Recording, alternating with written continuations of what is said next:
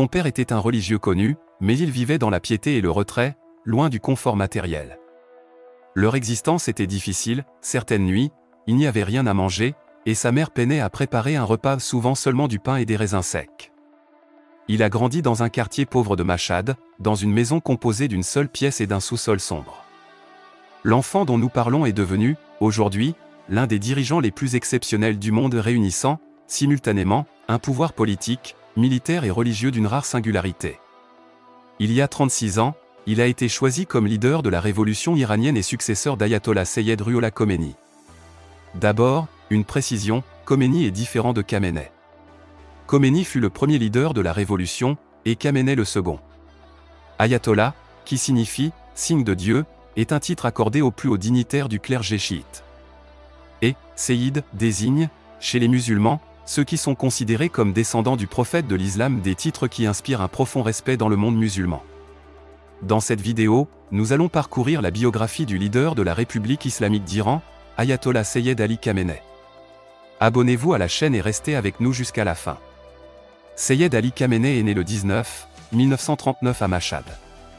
Il était le deuxième fils de Haji Seyed Javad Hosseini. Son père se détachait des choses matérielles et menait une vie ascétique. Son grand-père, Seyed Hossein Khamenei, figurait parmi les savants qui soutenaient la révolution constitutionnelle, ou Mashruta. Sa mère, Lady Mirdamadi, était une femme pieuse, passionnée de lecture, instruite, perspicace et dotée d'un talent pour la poésie. Il a commencé son éducation à l'âge de 4 ans en apprenant le Coran.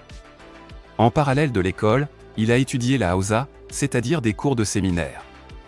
Le terme Hausa, surtout employé chez les chiites du monde, désigne un lieu où les religieux chiites apprennent les sciences religieuses. En 1957, alors qu'il n'avait que 18 ans, il effectua un court voyage familial à Najaf, ville d'une grande importance religieuse pour les chiites, située en Irak. À Najaf, le jeune Khamenei étudia auprès de maîtres tels que Seyed Abolghazem al-Khwaye. De 1957 à 1964, il fut à comme l'une des villes religieuses les plus importantes pour les chiites en Iran, et le centre principal de formation du clergé où il bénéficia de grands enseignants comme Brojerdi, Seyed Ruhollah Khomeini et Allama Tabatabai. Durant cette période, il consacra l'essentiel de son temps à la recherche, à l'étude et à l'enseignement. En 1964, malgré son désir de poursuivre ses études, il dut revenir à Machhad pour s'occuper de son père. Il se retrouva face à un choix difficile, le service filial, porteur de récompenses spirituelles, ou la poursuite d'une formation destinée à l'aider à atteindre des objectifs élevés. Il choisit de servir son père. Khamenei est aussi très familier de la poésie et de la littérature. Il a toujours aimé lire romans et récits, et a parcouru de nombreuses œuvres réputées. À Machhad, il participa à des cercles littéraires aux côtés des grands poètes de l'époque et écrivit lui-même des poèmes. Très jeune, tout en étudiant au séminaire, il mena des recherches, écrivit et traduisit, laissant derrière lui diverses œuvres. La première rencontre entre Ayatollah Khamenei et Ayatollah Seyed Ruhollah Khomeini eut lieu en 1957, lorsque Khamenei avait 18 ans. En 1961, quand le charismatique Khomeini commença la lutte contre le régime Pahlavi, le jeune Khamenei fut parmi les premiers à rejoindre ce mouvement. Lorsque ses activités politiques s'intensifièrent, il fut arrêté une première fois en 1963 par le régime Pahlavi et emprisonné à Machhad, avant d'être rapidement libéré. Quelques mois plus tard, après s'être rendu à Zahedan pour prêcher et y avoir été chaleureusement accueilli, il fut emprisonné de nouveau cette fois à la prison de Kazerkal, un centre de détention pour prisonniers politiques. Libéré peu après, il resta néanmoins, jusqu'à la victoire de la révolution islamique, sous la surveillance constante des agents de sécurité. À l'automne 1964, avec plusieurs amis, dont des figures telles qu'Ali Akbar Rafsanjani, il forma un groupe de 11 personnes visant à combattre le régime Pahlavi. En 1967, ce groupe fut découvert par la SAVAK, la police secrète et l'agence de renseignement du régime. Plusieurs membres furent arrêtés, et d'autres, comme Khamenei, furent recherchés. Il fut condamné à 6 mois de prison pour appartenance au groupe de 11, mais refusa de comparaître au tribunal. Au total, il fut emprisonné à plusieurs reprises. Sa période de détention la plus dure survint en 1974, exactement 4 ans avant la victoire de la Révolution, selon ses propres mots, il y connut les conditions les plus douloureuses, sans droit de visite et sans que sa famille sache où il était détenu. Quel état! Ses activités étaient extrêmement sensibles pour la SAVAK, car ses discours attiraient de nombreuses personnes. Par ordre du gouvernement, il lui fut interdit de quitter le pays jusqu'à la victoire de la révolution islamique. Après la mort d'Ayatollah Borujerdi, la question de la direction religieuse, ou marjaïa, des chiites du monde s'imposa. Le jeune Khamenei s'employa à consolider la position d'Ayatollah Seyyid Ruhollah Khomeini comme la source d'émulation la plus savante. Bien qu'inscrit sur la liste des prédicateurs interdits, il continua ses discours dans divers lieux, jusqu'à ce que la SAVAK finisse par fermer même ses cours tenus à domicile. Après sa libération en 1975, la surveillance se poursuivit. En 1977, la révolution entra dans sa phase finale, et le régime Pahlavi exila plusieurs militants connus. Ayatollah Khamenei fut condamné à 3 ans d'exil à Iranshahr, des agents de la SAVAK perquisitionnèrent sa maison, l'arrêtèrent et l'y transférèrent pour couper son lien avec la population. Pourtant, durant l'exil, il réussit encore à établir des contacts et à gagner en popularité, la SAVAK changea alors son lieu d'exil pour Jiroft. Mais en 1978, l'un de ses discours à Jiroft déclencha des manifestations publiques contre le régime. Incapable de contenir les révolutionnaires, le pouvoir finit par le laisser tranquille, et la même année, il revint à Mashhad. Son acte le plus marquant avant la victoire se déroula durant Ashura. À Mashhad, Ayatollah Seyyid Ali Khamenei prononça un discours enflammé et récita une khutba au nom de Seyyid Ruhollah Khomeini au sanctuaire d'Imam Reza. Traditionnellement, les sermons étaient lus au nom du roi en place, ce geste rompit la tradition, car jusque-là, lors des cérémonies, les religieux priaient formellement pour le Shah, Mohammad Reza Pahlavi. Fin 1978, l'effondrement du gouvernement Pahlavi s'accéléra. Imam Khomeini ordonna la formation du Council of the Islamic Revolution, et Ayatollah Khamenei fut nommé membre. La révolution finit par triompher.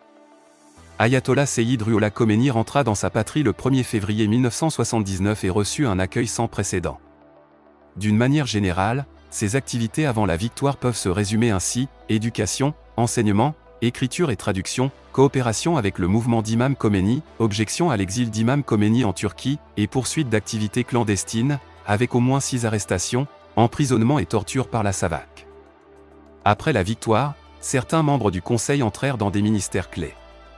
Parmi eux, Ayatollah Khamenei rejoignit le Ministry of Defense. Une autre responsabilité fut la supervision du Islamic Revolution Guard Corps, ou IRGC, fonction qu'il occupa quelques mois après la victoire, mais il démissionna peu après pour se présenter aux élections de l'Islamic Consultative Assembly, ou Parliament. En 1980, il entra au Parlement par les élections. Après la victoire, Ayatollah Khamenei, avec plusieurs amis dont Ayatollah Beheshti et Ayatollah Ali Akbar Rafsanjani, fonda l'Islamic Republic Party. Il fut élu 3e secrétaire général après Ayatollah Beheshti et Dr Bahonar, et conserva ce poste même pendant sa présidence. En 1987, le parti fut dissous avec l'accord d'Imam Khomeini, pour plusieurs raisons, dont le fait que ses figures principales occupaient de hauts postes gouvernementaux. Voici le moment décisif. Au début, le jeune Khamenei n'était pas comparable, en termes de statut, au leader de premier plan de la révolution. Avec des figures comme Ayatollah Beheshti, Ayatollah Motari, Ayatollah Montazeri et d'autres, personne n'imaginait qu'un homme comme Khamenei deviendrait leader. Son parcours devint un exemple d'ascension progressive. Après la Révolution, sur suggestion d'Imam Khomeini, il fut nommé responsable de la prière du vendredi à Téhéran. Le 22 1980, l'armée irakienne, dirigée par Saddam Hussein, attaqua l'Iran par air et par terre. Dès les premières heures de la guerre Iran-Irak, Ayatollah Seyyed Ali Khamenei joua un rôle actif dans les affaires militaires, il se rendit lui-même sur le front en uniforme et servit de conseiller militaire à Imam Khomeini. Le premier président de l'Iran après la révolution fut Abolhassan Banisadr. Mais en raison de ses tendances séculières et de son opposition aux forces religieuses, il fut destitué par le leader de la révolution islamique, Ayatollah Khomeini.